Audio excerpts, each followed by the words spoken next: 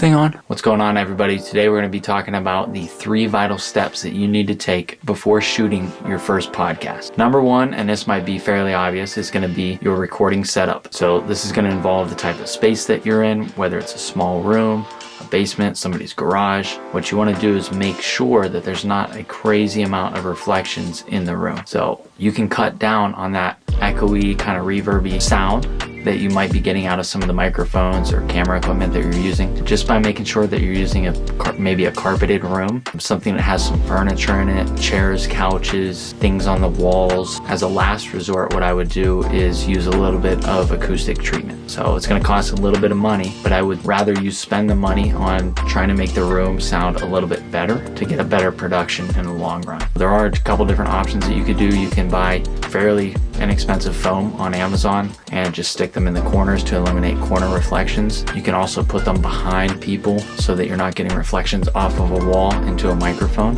And there are some better microphone options that are going to eliminate on picking up background noise too, and we're going to talk about that next. So part of the first step, which is your recording setup, involves your surroundings, acoustic treatment, most importantly, your microphone choice. So a lot of you guys are using headphone microphones, really simple USB microphones, which isn't a bad option, but what I would do is look for, and we'll go over 3 separate budgets. I'm going to start with low budget, midline, and then top of the line. So your low budget microphone is going to be an SM58, which is a small diaphragm dynamic microphone. This is going to be, your budget microphone that I would suggest using for a podcast. It's a dynamic microphone, so it's not going to pick up a whole lot of loud sounds in the background. It's used as a direct microphone, so you're going to be right in front of it, very similar to a broadcast microphone that you might see on the internet, and it has a fairly good frequency response range. You're going to get some decent results using a microphone like that. Your midline microphone is going to be some sort of condenser, a large diaphragm condenser microphone. So the difference between a dynamic microphone and a condenser microphone is that a condenser microphone is much more sensitive. You're going to get a lot more detail. It's going to be much higher quality, and it's not going to break the bank. But the con to that is that it's, like I said, much more sensitive. You're going to pick up that reverb, that room sound. You're going to pick up somebody else's voice, anything else that's going on in the room. That microphone is most likely going to pick up that sound. Doesn't mean it's a bad choice. There's plenty of people on podcasts that use it, and I do think it is a better choice than using an SM58. So some of the brands that you can go with are Audio-Technica, MXL, AKG. There's so many varieties of different midline choices that you can go with, but if you Google search condenser microphone and you look between a range of say $200 to $400, you're going to find a really decent microphone that's really great quality. And last but not least, let's talk about some of the top tier microphones. If you do have a higher budget that allows you to invest in a nice quality microphone, I would probably go with a professional broadcast microphone. There's a couple different brands, there's a couple different options, but the number one that never fails, that sounds awesome on every podcast, is going to be your Shure SM7B. So this is a large dynamic microphone. It's superior quality. They use these anywhere from obviously radio broadcasts to recording music and everywhere else in between. This is your standard professional broadcast microphone. It's not a condenser microphone, it's a dynamic microphone, so it doesn't pick up a whole lot of background noise. And the quality that you're going to get out of one of these is superior to pretty much any other large diaphragm that you're going to get. It's in the perfect frequency range. It's going to have a great response, and you're going to get awesome results as long as you do step number 2 correctly. And step number 2 is going to be your gain staging process. And we'll get to step number 2 in a second. So now that you have a great area where you can record, you've invested in some decent microphones that are going to work for you, what you need to do is consider purchasing an audio interface. So there are plenty of interfaces out there, plenty of budget interfaces, plenty of mid-tier, top-tier interfaces. You can't really go wrong with anything that you choose as long as your interface allows you to run multiple microphones at the same time through your computer, which is probably what your goal is to do.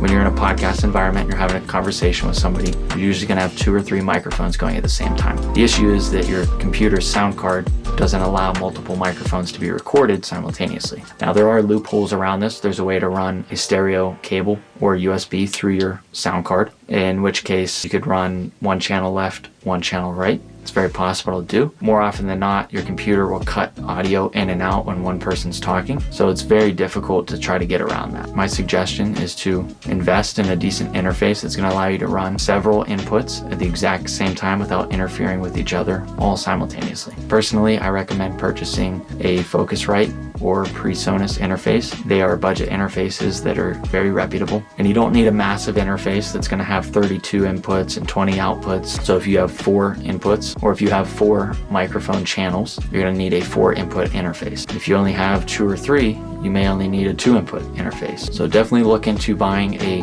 audio interface if you're planning on recording multiple microphones at the same time. Step number 2 in your 3 vital steps is going to be gain staging. So if you're not familiar with gain staging, that's the process of setting your levels on your microphone. Without gain staging, once you record into a program, there's no going back. So if your levels are too low, you're going to have a lot of noise and interference. If they're too high, you're going to have what's called clipping. That's when your level goes above 0 dB, and once it goes past that, you're going to get distortion. As a rule of thumb, when you're looking at your levels inside of your digital audio workstation, which could be Studio One, OBS Studio, Logic Pro X, Pro Tools, whatever program that you are using to record inside of, you should have a digital graphic that's showing a level of where your input is. And if you don't know how to do that, just do a quick YouTube or Google search and you will be pointed in the right direction. So as a rule of thumb, you're going to want your gain staging levels to be in between -12 and -24 dB. The reason why we do this is because it leaves us plenty of headroom. So we're not going to have any clipping. It's not going to be crazy low. It's going to be right in the center. Now you could go a little bit higher, but there's a reason why we don't want to go higher than that. And we're going to talk about that right now in step 3. So moving on to step 3. So this is your mixing, editing, post-production step. Now there's several reasons why we need to do this, but the most obvious reason is for quality control. So, and not only quality control, but you also need to master this if you plan to distribute this to, say, Spotify, YouTube, Apple Podcasts. It needs to be at a certain level. It needs to have a certain quality to it to be able to not only compete with other podcasts and other similar channels, but to be pleasing to the ear, to sound good on all platforms, all devices, and to compensate for the normalization that occurs when you put your music on a Spotify or Apple Podcast. If you don't know what normalization is, it's a process where they auto level each track to stay consistent and cohesive with the rest. If you don't master it right, you could have too much normalization, and then your podcast might sound kind of funny. So there's a lot that you can do in the editing process. There's no wrong or right, but I'm going to give you guys some pointers and some tips to kind of get you in the right direction and get your podcast sounding great, even if you're brand new to this. So the first thing that I would do is to play around with a little bit of EQ. An equalization plugin. If you haven't seen one of these, there's a couple different types. Each one looks a little bit different. You can play around with it if you have a harshness kind of sound in your mic. If you're picking up really high end in the background, you can tone these down using a low pass or a high pass filter. You can take little notches out if you have a really, really high pitched noise in a certain frequency in the high end, and just experiment. No right or wrong here. There are certain frequencies that give you maybe a boxy range or a nasally range, or you have like a sub, a really low range that's kind of standing out, or plosives when you say your P's. You can do these things. You can eliminate them or try to mitigate that issue by using a little bit of EQ within your mix. You can do this before you even hit record. It's not going to affect your actual recording. It's only going to affect post-production in the program. So you can always remove it. It's never permanent. My next post-production tip would be to add compression. What compression does is it makes all of your really quiet sounds a little bit louder, and anything that gets kind of out of hand that's really loud, it's going to push it down. So you're going to compress the volume, you're going to compress the waveform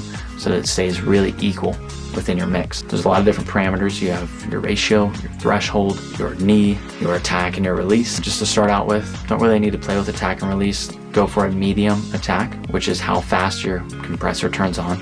Medium release, which is how fast your compression releases or turns off. And then your threshold is what's actually going to turn your compressor on. So you do need to adjust your threshold, and without adjusting ratio, you're not going to hear anything at all. So without getting into it too much, your ratio is how much compression is being used on the audio track. So it's basically a percentage of compression that's affecting your audio level. As a good rule of thumb for podcasts, I would start around 10:1 on your ratio. From there, you're going to adjust your threshold down until it hits your audio level. You're going to see a graphic kind of level.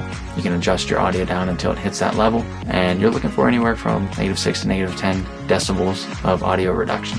And that's going to keep your audio right in place, very cohesive where you need it. So play around with those two options. Those two are pretty vital for making your podcast sound really good and really consistent, really balanced, really cohesive. You can find plenty of free plugins. A lot of these programs that you're using inside of Logic, Studio One, even in OBS Studio, have free plugins available for you guys to use for a reason. So take advantage of that. That's going to make your podcast sound amazing. So another great option that's not totally required or necessary, but is a great suggestion in my opinion, is to use a gate or an expander. They both kind of do the same thing. What a gate does is that when your podcast participant, when they're talking and they stop talking, their microphone gets to a point, it's going to shut off all noise. So if you have a little bit of an electronical hum, and if you're picking up a little bit of background noise and they're not talking, this gate, once it reaches below a certain threshold, is just going to shut off and you're going to have no noise from that microphone. This is an amazing way to clean up your audio. Not only is it incredibly easy to use, it makes a huge impact on the overall quality